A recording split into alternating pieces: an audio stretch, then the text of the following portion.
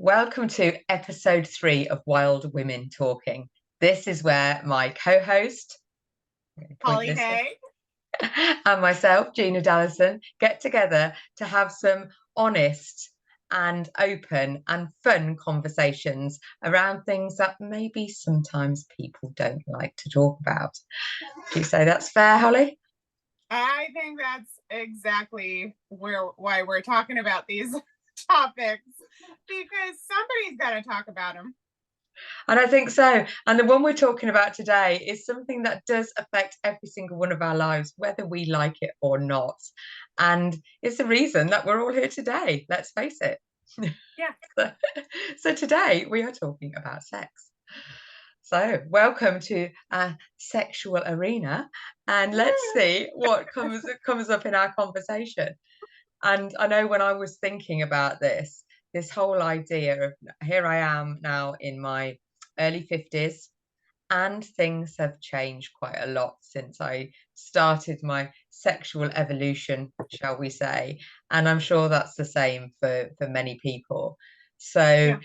one of the things that you brought up, Holly, around, I mean, we want to talk about disease and how that affects us. Holly and I are both people living with the label MS, and some of the challenges that brings into our lives. And also, I've gone through the menopause already, so that's already. I don't know where you are on that journey. If started yet, you're a bit younger than me, I think. So I would say I am in premenopause, but if you catch it early enough, what's interesting with like the new science around vitality and youthfulness, you can actually set the clock back. So if you catch it soon enough, you can actually prolong your ability to have children, your ability to reproduce, your hormones. But it's one of those things. If you don't know about it in time, then you're one step too late. yes, so I'm a step too late, but I'll take Yeah. that. And I sort of am too, because there's the releasing of the eggs. We only have so many as women, so yeah, you have to I would say you probably should be working on it when you would never even think to work on it in your 20s, and definitely you Yes. could probably still do something in your 30s. But once I'm going to be 42 this year, so once you start to get to those late stages, there's not much to hold on to, right? the transition is in the Is in making. process, and yeah, the Yes. momentum started and we can't necessarily stop it. But maybe that's a whole nother wild women talking thing, but Yes. they're directed at younger women who have got, can do things in a different way. If only we'd known what we'd known 20, 30 years ago, then maybe we would have done things differently. But Well, and I think that's why we're talking about it. So yeah, so if someone's maybe, out there, or if yeah, someone's got maybe somebody daughters or somebody will grandchildren. hear us. Yeah. Yes, exactly. And the other Mhm. thing that you brought up as well was how trauma affects your So ability to enjoy sex. yeah, so for me, I had childhood trauma. So I was sexualized at a very, very, very young age. So I mean, my first memory is as a 2-year-old. So Wow. very, very young age, by my father. So somebody that was supposed to protect me. And when that happens, you are being raised with the idea that what your family dynamic is natural, is normal. Because how would somebody being, newly to the world, know anything different than what is being taught or shown to them? So when Yeah, you, so you that would just be normal for you. No, you wouldn't think that actually, even if it doesn't feel nice, yeah. it's, and it also is teaching you, I suppose, that your body doesn't really belong to you. Yes, so many layers to it. And so I knew I didn't feel good. I knew when I was little, I would visualize what it looked like actually. So I would visualize like a big ball, like there's this big ball in my stomach because obviously it was affecting my physical body. And while it felt good in some ways, it didn't feel right. It never really felt right. It felt like it was supposed to be a secret because my father made it a secret. It was don't tell your mother or don't tell, like this is our little secret. And I'm like, well, why does it need to be a secret? I've always been somebody that asked questions and wanted to know why, well, why? Yeah. So I kept the secret. And my father was a very scary guy, so there was a fear component to it. And at a certain point, he definitely instilled the fear in me to not say anything by drowning me. So if I knew my life was sort of But by watching you, sorry, did you say? what was that? Because you said he instilled the fear by something you, and I missed what you Oh, said. by drowning me underwater. Oh, right. So No, I he did would hear right. I was like, yeah, Yeah, wow. no, he would keep my head underwater in my bathtub. And then at one point, I don't really know that it was related because it was sort of we were playing this game in the pool, but he actually I had died for a moment in time in my pool because he drowned me too long. So then I needed to be rescued. And those things uh, have a huge impact around sexual health. When you have trauma, and it doesn't, and what I would love for all the listeners to really understand is my story is one of the times, right? It's heavy, it's a lot, but it doesn't have to be. It can be the slightest trauma that you have around your sexual functioning, or when you're in your sexual awakening as a preteen and something traumatic happens to you around that sexual energy. It doesn't have to, we're not comparing, oh, I didn't go through that. I just went through, I had this, I lost a friend during that time, or I couldn't confide in somebody about what was the changes that were happening to my body. So it could just be your trauma revolved around that time period where you're transitioning. Um, so it's not, it does, I feel people want to compare, but It's yeah, it's quite interesting that we're talking because obviously the trauma that you've just experienced or just told us about is pretty dramatic, and yeah, exactly that. So from the opposite end of the scale is Gina, who is, as far as I'm aware, was brought up in a nice little safe bubble and didn't experience anything in the way that I could even think about as a trauma. And it's quite interesting because I still think there's some things that are blocking me to experience complete pleasure in the bedroom, okay, and I don't know what it is. So I almost sometimes think, well, if I had big trauma, at least I know what it was and I know where I could work. But I haven't had big trauma, and I haven't even really that I can recognize had little. There's some little bits and pieces that I can pick out, but they do feel little to me. So I've got to go to some more subtle work, I think, of getting deeper, because I suppose here I am in my 50s now, and on the opposite side of the childbirth possibility, which then gives you a certain amount of freedom as well. yeah, And I would like to enjoy it more than I do. yeah, is the yeah, bottom line. And I would like to be more up for it. There's part of me that just thinks, if I never do it again, would I be that bothered? And maybe that's just an up and down of our libido that happens naturally anyway. But again, we don't really talk about it very often. Sometimes when you have a few many glasses of wine with your girlfriend, stuff might come out, but there's not a forum for, is this normal?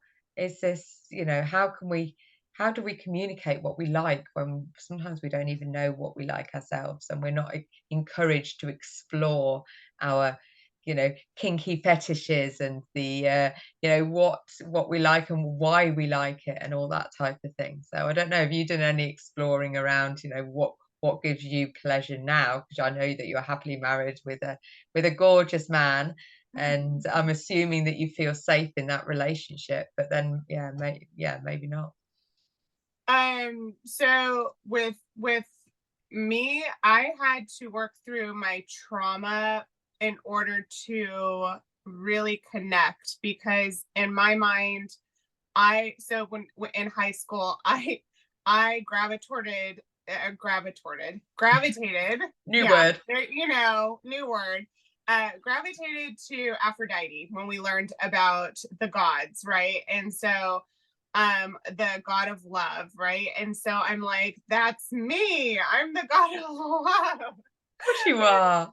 Yeah, so I thought, and I took on this role that I was this sexual being, that maybe I was made to be this sexual being because I was disconnected from myself. So for a good part of my early life, my early adulthood, I was growing in to this person that I needed to become. And while I needed safety at the same time. So it was very complicated and confusing.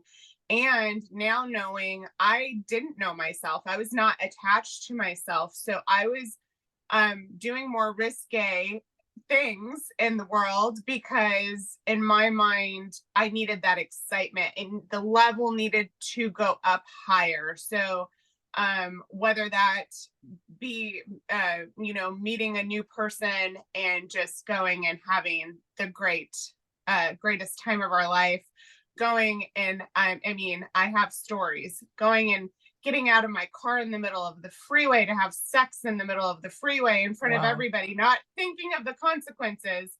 Those are things I did. So I, at a certain point, I was trying to escape the trauma, but I didn't know how.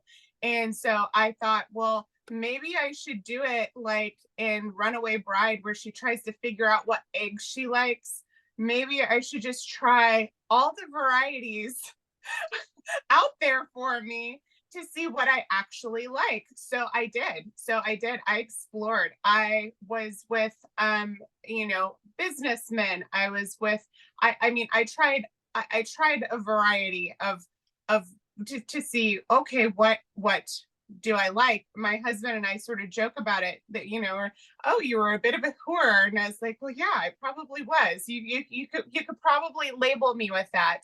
But realistically, I was breaking free from a system that I did not know how to escape from, a pattern I did not know how to escape from.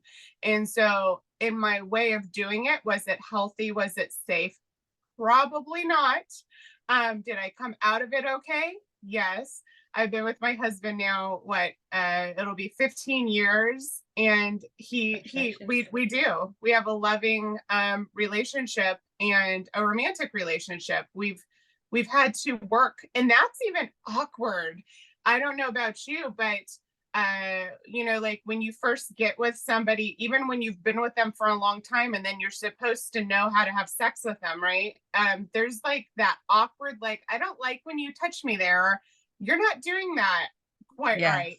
And I'm how do you getting open? braver at doing that because I'm now Yeah, in a loving relationship as well, and feel safe to be able to communicate. But and I think you were talking earlier about the sort of the conformities of, yeah, of being in that. Well, obviously we've all been brought up in the world that we've been brought up in, and even without trauma, we've got a whole load of societal stuff that we bring with us, beliefs certainly around sex, certainly around women's sexual, ability and rights to have sexual pleasure.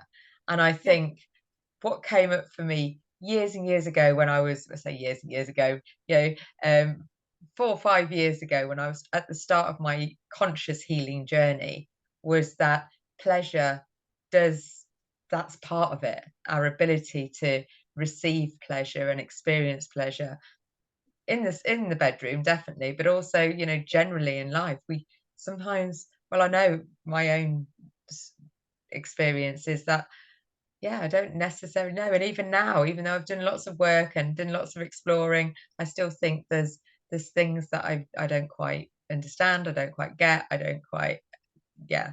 I'm not the divine goddess that I would like to be quite yet, put it that way.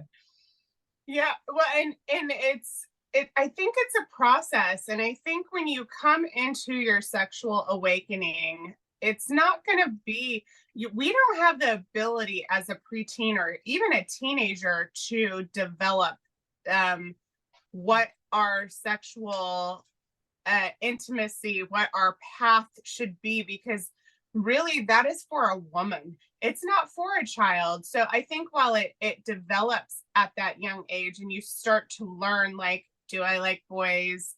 What boys do I like? What am I attracted to? It's not until you get into your womanhood that you really can then really staple down and say, this is what I like, this is what I don't like, and start to build that relationship, that sexual relationship with you. And what happens with actual relationships is we get into this routine that we forget to really develop that sexual part. And my husband and I actually got into the rut of this.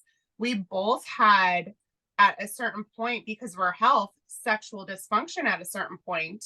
And we had to evaluate, well, why is this happening? Like your hormones, one. So there is a medical part to Yeah, this, the absolutely. hormone. So your lifeline is your testosterone. Once that sort of goes, I mean, that is your lifeline. So that you need these estradiol, estrogen, you need these hormones to work in order for your sexual functioning to work. So that tells me right then and there, oh, there's something going on with your hormones.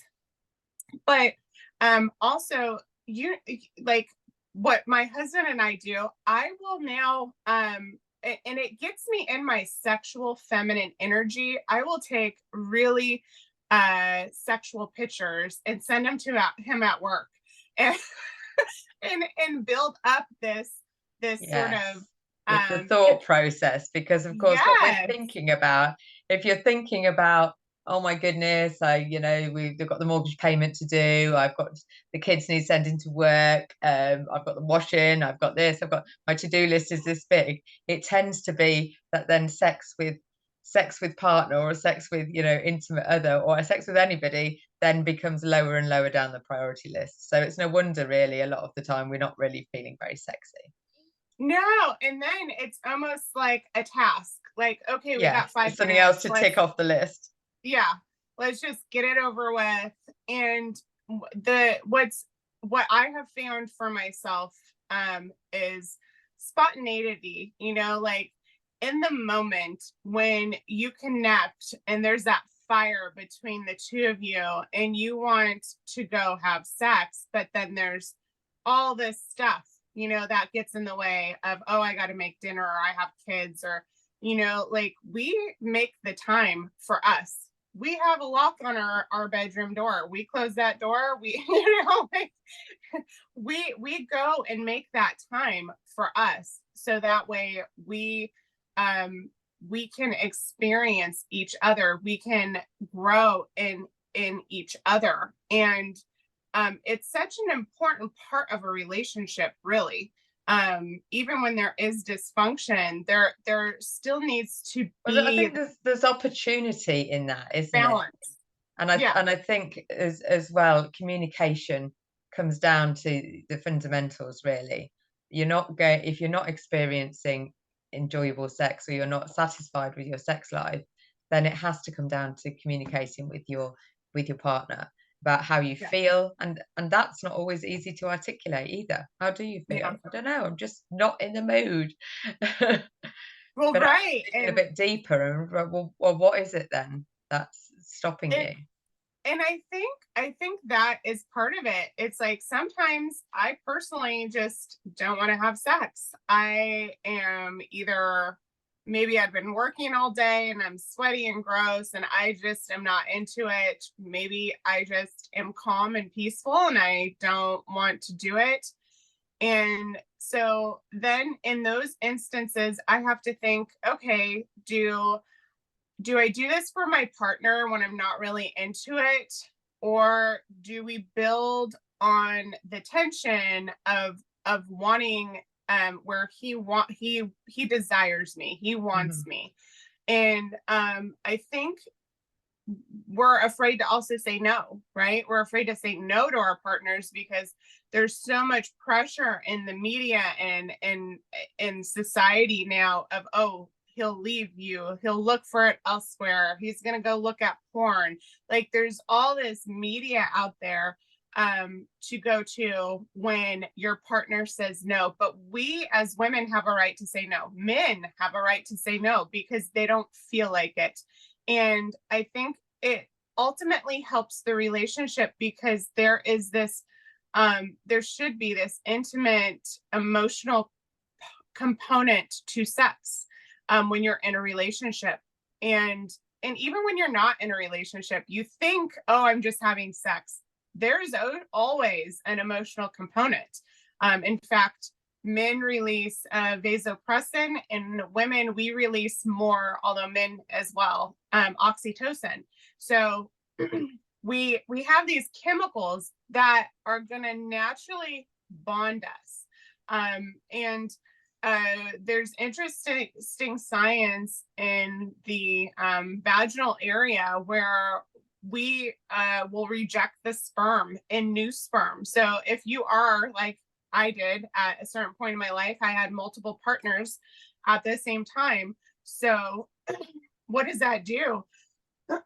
Your body will reject the sperm if there's it, you know, if you're not using protection. The body knows, hey, this is somebody new. So at a microscopic level, your body knows that, and it actually starts to accept your husband's sperm and your husband's fluids, and is aware that so how does that work then when you you've got somebody who's having an affair and then gets pregnant by the other man, as it were? So that's very interesting because yeah, right, if it's rejecting it, so there's the sperm can still get through. So initially it is attacking the sperm though. So the sperm's being attacked. The child then is being made in this environment that is being rejected basically. And personally, I think we all somewhat know. I think I believe the bugs on our body communicate, and so I know there's the people that absolutely like say, "Oh, I had no idea," but I would challenge that. I would challenge that because I know from with my ex-husband, he came to visit me. I was in the hospital and there was a scent. I picked up on this scent. It was a new scent. And I just knew, but I've always been more in touch with myself and my surroundings and my intuition. And so what I would say is if you were unaware, completely unaware, tap in to your intuition, let that grow, because that gives you the ability to recognize the affair, to recognize your little antennas will go off. It might not make any sense. It might not, there might be no indicators of an affair at all, but there's something off. There's something off and you pick up on it, and that is the affair. That is you smelling. They can't scrub off the little microorganisms off of themselves. Your body can pick up on it. Wow. But it's quite interesting you talk about intuition because as far as I'm aware, I've never experienced anyone cheating on me like that, so I can't say that. But I was so sort of unattached from my body, really, that even when I was pregnant with, I had a termination when I was 18, but I was like 4 months down the line before I actually admitted that I was pregnant. And then when I was pregnant with my eldest lad, we were trying to get pregnant. So I knew, but I only knew because I wasn't getting a period and I'd taken a test. But I didn't believe it because I couldn't, even though I was looking for signs, my body wasn't, I didn't have any morning sickness. I didn't have anything that I could recognize. I didn't believe it. I was like, well, I'm not going to tell people that I'm pregnant. So I ended up having 3 pregnancy tests, started with the cheapest one, which was just a line, and ended up with a more expensive one that said pregnant or not pregnant. And they all obviously told me I was pregnant because I was, but there was part of me Yeah. was like, I don't want to tell people. What happens if I'm I don't not? know. I feel like Yeah. so it's quite interesting how we're together in this Zoom room, and you've always been super intuitive, and I've for some reason blocked that part of me. Yeah. Well, and that's the part where I think you teach us as well, to take a look within, take a look within when things blindside you like that and you go, well, I had no clue. Well, go back and really Really look, look. because there's subtle signs, there's subtle cues that they know they're cheating, they know they're being dishonest. So it might be as subtle as them drinking something different, or holding their cup slightly different, or using a different language or a different mannerism, because their sexuality is then focused somewhere else. And that becomes a problem, because how do you really recover from that? You can replay, relationships do, but it's a struggle to rebuild trust, to rebuild that sexual energy when you know that that partner has left you as a sexual partner. It can make you feel really, I mean, for me, it made me feel really crappy. Like, wow, I have, it fed into that cycle of, I don't have any worth. Um, I don't have ownership of my own body, as if I didn't have a choice. So it's a place when you do have that infidelity happen, you really have to evaluate, do we So even want to save the relationship? so the infidelity to you was another trauma, really. It was. Yeah. It was. And I chose to leave. I chose to leave because I thought, you don't value me. And really, if I stay, do I value me? So it Well done. wasn't, and I had my first child, my son at the time. So I didn't so much value me at the time, but I valued him. So I knew I needed to start valuing me in order to be able to value him the way he deserved. So it was more about him really at the moment than even myself. Wow. Well, I can't believe we've covered half an hour, but I didn't think we were going to cover like the the intimate, massive subject that is sex in half an hour. But it's maybe some of what we talked about is getting people to ask some questions of themselves. So I suppose with what would be our go away message? What would we invite people to do as a result of listening to this? I mean, personally, I would say explore yourself. Explore what you like yourself. For me, I need intimacy. I need intellect. I need to be I need somebody to challenge my intellect. That really excites me. I love my nipples being touched. So we're getting into some real, like, what do I like? TMI. But I like my body being touched. I like the passionate part of sex, being grabbed, being drawn into my partner. So find out what you like. Explore your own body. So many times, especially I feel more as women, we're taught not to explore our own body, not to touch our vaginas, not to touch our breasts or our feminine self, not to explore that. Explore yourself, find out what you like, what excites you. And it might be a mix of things. It might be, you know, the smell of lavender in the afternoon. You know, we don't know what it's going to look like, but but start with that. Start finding those little subtle things that excite you, and then allow it to grow. Feed it, and then allow that to grow and manifest into your sexual energy.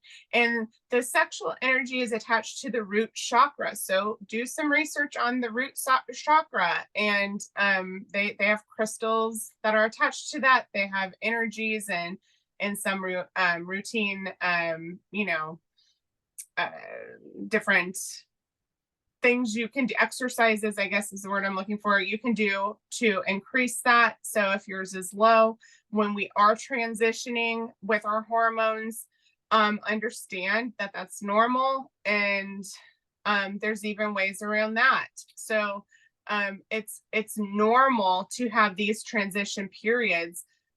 We're going to peak when we're having children, because the desire to then be impregnated is really what's going on, is greater, right? So those hormones are higher, and then just appreciate each stage that we get, right? Appreciate it, because we're gonna go through these different stages of life, and I don't know, because I'm not in my 80s or 90s, but maybe there is a stage where we're just not into it, and that's okay. And maybe, I don't think sexual energy goes away, but maybe it looks differently for the different stages, right? So what would you leave people with, Gina? I think that it's wherever you're at, it's okay.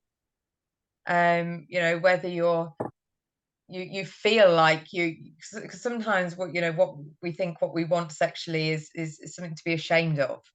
Yeah.